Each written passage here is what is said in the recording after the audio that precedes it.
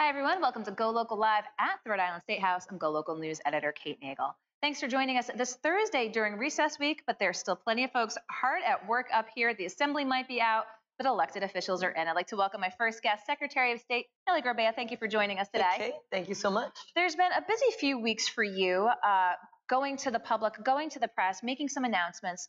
I want to start off with election security.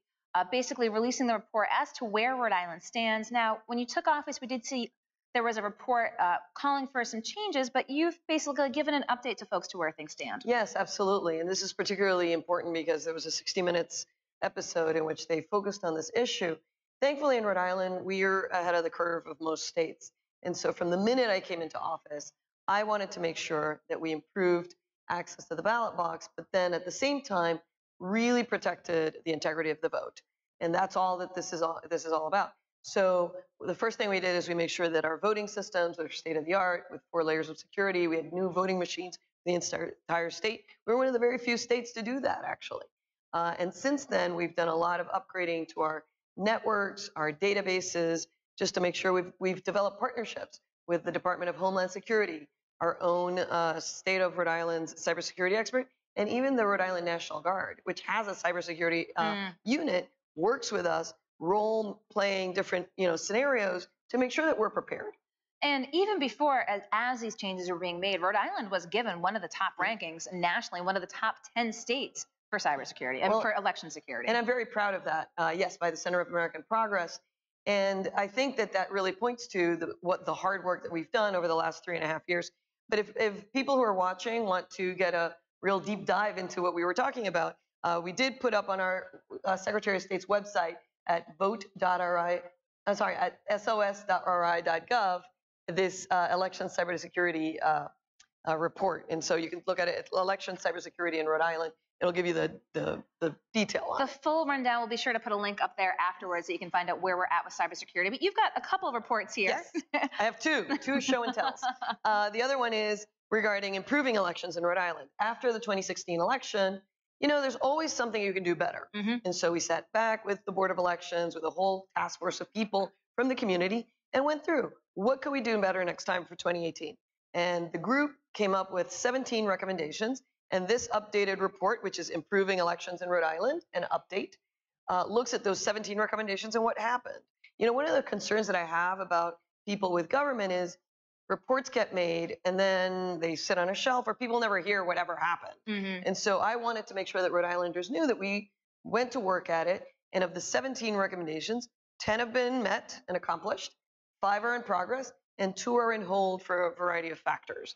So it's all there on our website at sos.ri.gov on the front page. And so talk with us about what's in progress right now. Obviously, we're at a little hiatus this week with the General Assembly, but talk with us about your office's agenda with the legislator. Sure. No, we have a number of issues up in this legislative agenda.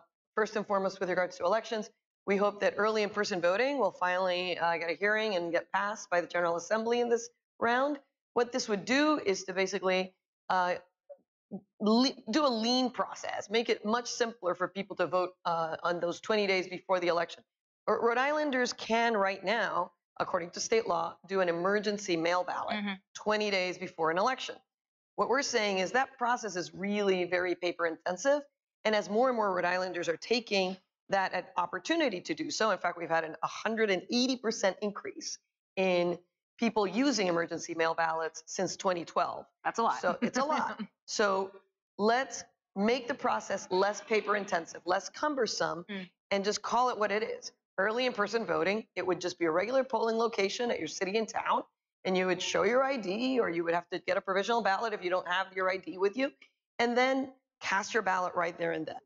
So the really wonderful thing about this particular piece of legislation, though, is that it also allows Rhode Islanders 4 hours on a Saturday, 4 hours on a Sunday before the election to be able to vote early. Again, that weekend voting. How much have you heard from folks saying, oh my gosh, during the week, I just can't, I need to do it on the weekend? It's absolutely true. Look, I know, as an elected mom, my day is completely swamped between work and my kids and everything else. And so it is hard. And so giving people that opportunity on a Saturday or Sunday to be able to go by the city or town hall or wherever that polling location is, I think we're going to see better numbers. And it goes to what I ran for, which is to make government work for people. And one of the things that, speaking of running for, expect we'll hear from you shortly. We talk about these improvements to the election system from the task force from last year. But you talked about what you ran on and your platform you ran on, and you said you've achieved over 90% of what you said you set out to do. Yes, I'm very proud of that. And I'm really excited about going back to voters and giving them this report. We did a lot of really hard work and a little bit of luck, and we have results to share. And I was very conscious of making sure that I could deliver to Rhode Islanders what I said I promised. Because again, I think that goes to that trust that people sometimes don't have in elected officials and in government. So I'm very proud of all of those things. But going back to the legislature and some of the other things that we're doing, as you know, we also have a public notary bill to improve the processes for public notary. And I know you've focused on this issue, which I'm very glad that you've brought attention to it. Our notary public law is one of the oldest in the country and really hasn't been updated at all or touched. Okay. And so what this bill does is it brings it into the 21st century with a couple of things. One is it makes it clear that if you're not an attorney and you are a notary public, which you can be in Rhode Island, you cannot pass yourself as an attorney. In some languages and in some countries, like in Spanish, when you say the word notario público, people assume that you're an attorney. And there's nothing right now in the law to prevent people from doing that. So this would absolutely give us those legal repercussions if somebody were to do that. So how would you represent yourself ostensibly if you had that notary capacity, but you yourself weren't an attorney? You would have to disclose in that language that you are not an attorney. Okay. Fully disclose that you are not an attorney if you're not an attorney. The other thing that it would do is that it would allow for us to do electronic notarization, which is something that over half of the states have at this point. Okay. And really, in terms of mortgage banking, online banking, a lot of different transactions, rather than have to print everything out to then sign it, it allows for that process to happen online, electronically. It's something that industry really wants to be able to do business in the 21st century. So speaking of doing things online or not online, I just want to go back to the cybersecurity question because you've run through various scenarios as to things happening during the election process. Is there a thought as to how voting could be addressed if there was something catastrophic, if sort of all sort of systems went down? Could the state actually go back to sort of pen and paper ballot and be able to make that work? Well, the good news is we have paper ballots. And I want people to hear this because sometimes when you hear what's happening in other parts of the country, you lose track because it's a while since you last voted. So you're not, if you can't stick it in the machine, someone can actually, you've got a plan that we have absolutely, we have like contingency plans for when things go wrong. And we hope not to use them, but you have to be prepared in this day and age. So absolutely, we have a really good backup plans. And speaking of looking forward, though, there's something that's going to be announced from the Secretary of State's office moving forward. This is a new elections website to give folks more information. Looking at May for the new and revamped, what will folks expect to see when they go to this new landing page? A really wonderfully streamlined one place to find everything you need about elections and data, whether you're a voter, you're a candidate, whether you are just interested in what's happening in Rhode Island in elections. And everything from basic civics to your own, being able to update your own voter address. And it'll be at vote.ri.gov starting May 1st. Okay, very good. Well, I think we pretty much put you through your paces. Is there anything else you want folks to know while we have you here on live? Just wonderful to be able to talk with Rhode Islanders about all these improvements. The one other thing that I would mention is we are hoping to proceed with the state archives for the state. And you can see some of the wonderful treasures that we have on our archives page on our website as well. There's some wonderful history that we need to really preserve for the future. And so that's my last piece that I have pending in this legislative process. So. Okay, well, I appreciate getting you today. Again, a little quiet up at the State House, but there's some fun. There's a lot of student groups around, and I appreciate your taking the time to come here on live. Thank you. Thank you, Kate. Secretary of State Nellie Gorbea. We'll be right back with our next guest here on GoLocal Live at the Rhode Island State House.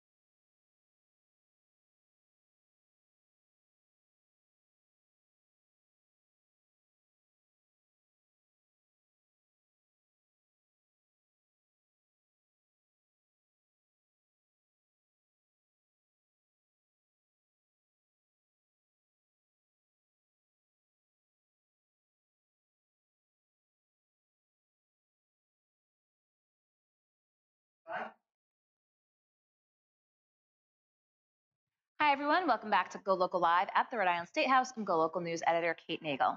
Thanks for joining us for this 3 o'clock show during a recess week. But as I've said, elected officials are still hard at work. I've got Deputy Chief of Staff Kevin Gallagher in the office of Gina Raimondo. Thanks for having me. Thanks for coming on the show to give us an update from the office. A lot has been going on, and I want to talk specifically about a few things with education. Great. Because this week we did hear pre-K. Rhode Island was recognized nationally for having the top pre-K standards. And we'll start there before we even go into numbers. That's great. When we first took office 3 years ago, we have a plan to expand pre-K, triple the number of pre-K classrooms. And we were able to do it while keeping a really high quality program. And that's what the report says. And so one of 3 states, I believe, that's right, to have that top level.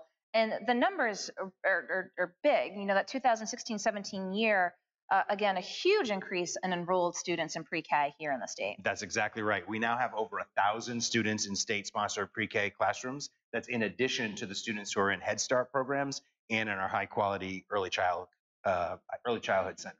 And so the goal, as you said, to triple the amount of students. And we've done it. And so moving forward, again, you know, there's so much K-12, K-16. I mean, the evidence shows how important early childhood education is. Do you think this will, in some years' times, reap dividends when we see these children approach Absolutely. K-12 levels? Absolutely, and we know it already. We know that an investment in early childhood pays dividends years later, and we already hear from our kindergarten teachers that our students are coming to school better prepared because of our pre-K classrooms. And of course, parents are aware too of this opportunity. It's a win-win situation. Again, Rhode Island recognized as one of 3 states this week to be at that top level for standards for pre-K. So wanted to start there. Let's talk K-12. Let's talk school construction. Obviously, one of the focal points of the governor's budget and budget address this year, looking again, trying to get that infrastructure bond question on the ballot this election year. Let's talk about where things stand with the governor's goal for that $1 billion over 5 years. Absolutely. So last year, the Department of Education commissioned a report. It was a study of all 306 of our public schools, and it showed that across the state, we had 50,000 deficiencies. And there were deficiencies in schools in every city and town. So because it was a statewide problem, we needed a statewide solution. Our proposal is to continue to make investments in school construction through the budget and ask local cities and towns to pay their share. But on top of that, we're proposing a $250 million general obligation bond for the voters to consider in November. Do you think that the office and the state in general have made the case to Rhode Islanders? I mean, we know the number of families who have students in the school system. Are you optimistic about this being on the ballot and that folks understand the need that's facing the state? I think so. And we're out there every day trying to make the case. And it's been in the news. As you know, you've reported on some of these cases. It's issues that happen all of the time. Just last week, an elementary school in East Greenwich had a ceiling collapse in their gymnasium while students were in school. They had to close school the next day to do a structural assessment to see if they could even bring students back in. So it's an issue that affects everyone. It's an issue that affects every community. It's a plan that is affordable. In fact, we would say you can't afford not to. And so focusing on the kids and focusing on the governor's agenda, of course, we are out of session. But when we come back in, I do want to bring up the red flag bill. The governor is very focused on this, having had numerous press opportunities to tell folks that she's behind this again, addressing folks who might have mental health issues. There have been a lot of questions, folks saying, is this the right piece of legislation? Are you optimistic about its ability now, if it goes over to the Senate side, to move through? I think we are optimistic. It's the right thing to do. It's why the governor signed the executive order. And it's really part of a broader plan to make sure that Rhode Islanders, particularly Rhode Island students, are safe. And that's also part of the school construction proposal. In the proposal, we are including provisions that would allow for cities and towns who want to make security and safety upgrades to their schools to get additional levels of state reimbursement. Because we know that this is an issue that has captured really the national spotlight. And we're just trying to do as much as we can here in Rhode Island to address this issue and to do it in a way that really empowers students to be safe in school. So you've got the access to the governor as Deputy Chief of Staff. She was with the National Building Trades Conference. But, between education, the red flag bill, what do you think are going to be the top items as we move through the rest of the session for her? So the governor's #1 priority, and she said this in front of the legislature, is the school construction plan. She testified both in the House and in the Senate. on those hearings. She is focused on making sure that we make this once in a generation investment. And so I'd say that's our top priority. Okay, we're going to keep an eye on here in the State House. Of course, revenue estimating conference coming up as well to May see 10th. to see what it looks like moving forward. I'm sure hopefully we'll have the opportunity to talk with you or members of the staff about that moving forward. Anything else Excellent. while we have you here on live, Kevin? I would just say, first of all, thank you for having me. And to everyone who's watching, if you want to know more about the school construction plan, you can go to the Department of Education's website. It's ride.ri.gov, and it has an interactive facilities map that you can click on your city and town. You can see your child's individual school, see the need, and see how the plan helps make those schools better. Well, we'll put that link up for sure after Great. this if you're watching it after the fact, but if we're watching live, we appreciate it. Kevin Gallagher, appreciate your taking Thanks the so time much. to come on Appreciate today. it. We'll let you go back to the task at hand. Yeah, absolutely. Thanks so much for having me. Thanks, Kevin. And don't go anywhere. We'll be back with our next guest here live at the Rhode Island State House.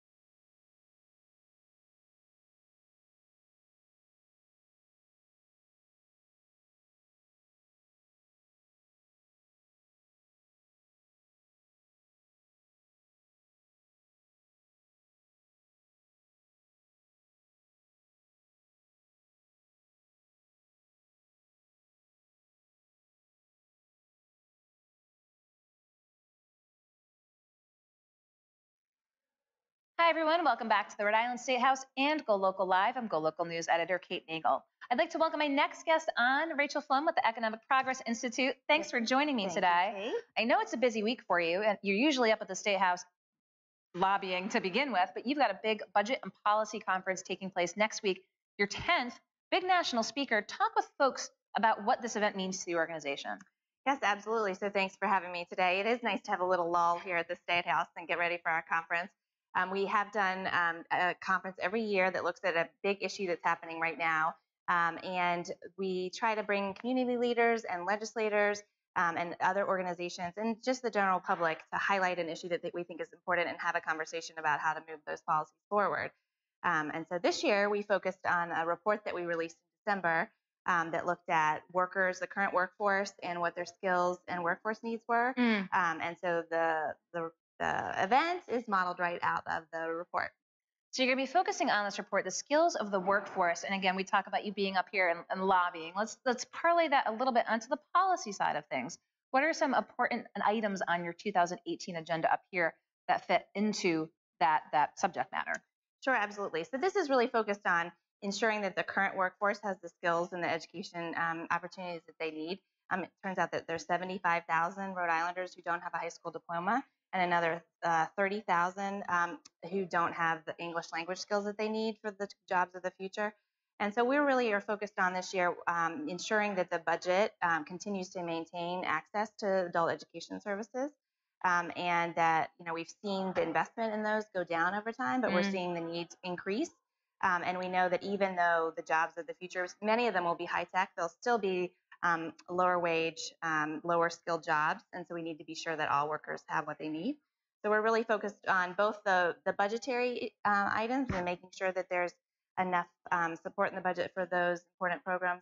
And then there also, we also know that there are programs that will continue to, there are jobs that will continue to not have family sustaining wages. So having work support programs that wrap around those like the child care program and the earned income tax credit and some other work supports like that. And do you expect a number of legislators to be at this event?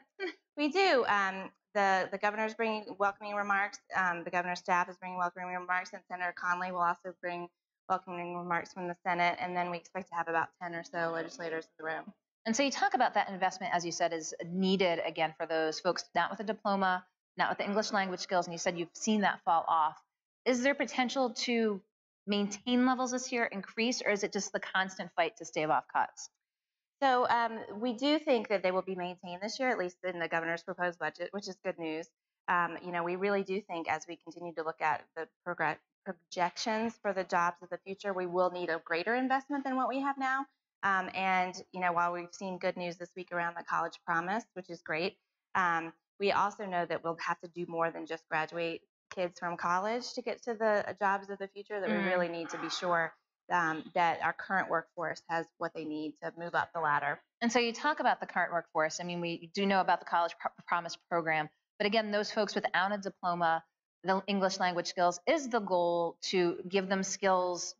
Is it to get them to college, or is it to get them that sort of stopgap to be able to get the employment? And are there varying levels? Right. So there absolutely are varying levels. What the studies show is that we need to have about 70% of the workforce with 2 years post-secondary education. But that doesn't necessarily mean a BA, right? It can mean graduating from CCRI. It could mean engaging in an apprenticeship program or a certificate program, because we do know that a good portion of lower skill jobs are good paying jobs. And so people have all different interests and levels of ability. And so we want to be sure that those opportunities exist across the board. And so, I mean, how do you think the state is doing right now? I mean, I wanted to give you a letter grade, if you will, but obviously the potential is always there to do better. But how is the state doing right now? Right. Well, we do know that we have a wait list every year for the adult basic education services, largely the ELL classes, so the English language classes. We have about 1,300 people on a wait list for that. Wow. And the current pool of people who are being served is about 6,000. So about a third of people are on a wait list, right? And so we know that needs to be addressed. And we know that the state has not been investing fully in ELL classes at the elementary school and high school level. So we need to be sure to invest there so that we then aren't graduating adults who still need those skills as well. And then certainly we know that there is a ways to go to get people to that 2-year post-secondary where the state needs to be. I think the study that Georgetown did recently showed that we were last in the country in terms of having the largest gap to get to where we need to be. So there's room for improvement.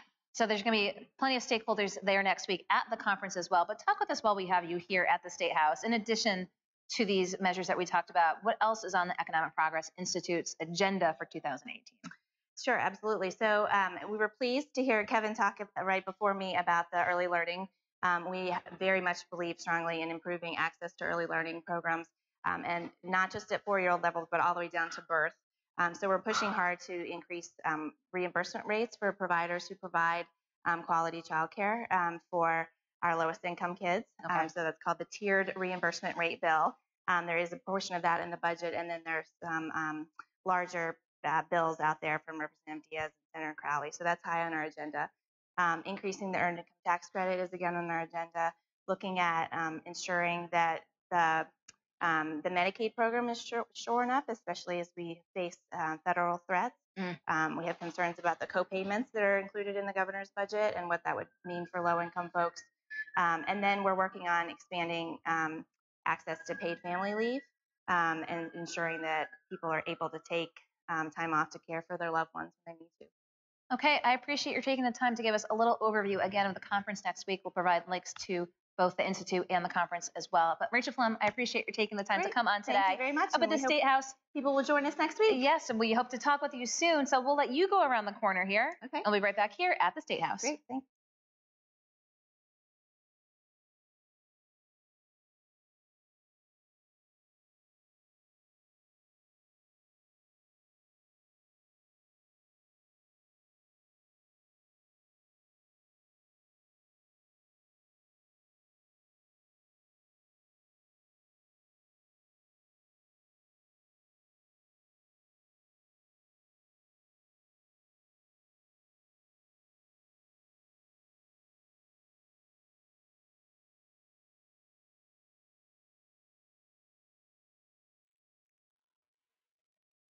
Hi, everyone. Welcome back to the Rhode Island State House. I'm GoLocal News Editor Kate Nagel. Thanks for joining us today during recess week, but still plenty going on here at the state capitol. Kicked off with Secretary of State Nellie Gorbea giving us an update both on election security, where things stand following last year's report release of 17 elections recommendations. We're going to have links for that as well, and what the office is going to put forth regarding an election-based website that is going to enable folks to be able to get a lot of information at their fingertips, new and improved. We'll be able to bring that to you when that is live, but she talked a little to that as well. Kevin Gallagher, Deputy Chief of Staff in the Office of Gina Raimondo, gave us an overview of the governor's priority for school construction and, again, the $250 million school construction bond, looking to get approval from the Assembly to put on the ballot for November, and the pre-K recognition that the state received this week for being one of 3 states to receive the top-level recognition for the pre-K programs. And then Rachel Flum with the Economic Progress Institute telling us about the conference taking place next week. We appreciate you taking the time to tune in. We appreciate your feedback. We look forward to seeing you next on Live. I'm GoLocal News Editor Kate Nagel.